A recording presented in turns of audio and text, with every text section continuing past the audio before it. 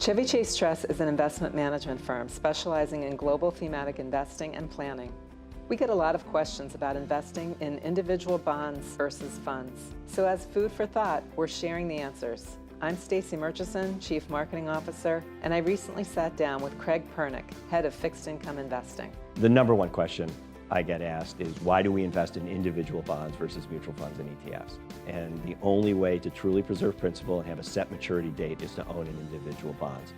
If you put X dollars into a bond due in 5 years paying 3%, you'll collect the 3% assuming no default.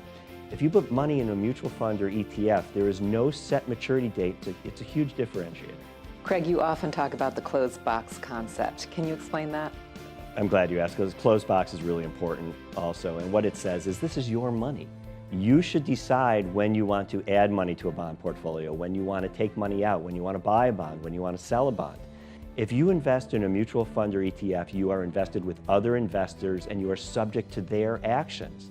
It's a big difference, and it can be very important. So give us an example when it was not beneficial for investors to be in bond funds. Financial crisis, 2008, 2009, a perfect example. Many investors got nervous, not just equity investors, and bond investors, many of them asked for money back. And mutual fund managers were forced to meet those redemption requests, often 20 or 30% of the assets.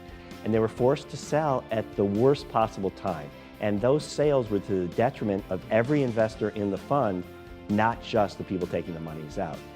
If you own an individual bond, you decide when you want to sell the bond. You can hold it through difficult times, have the bond mature. You are not subject to the actions of others, which can often be to your detriment.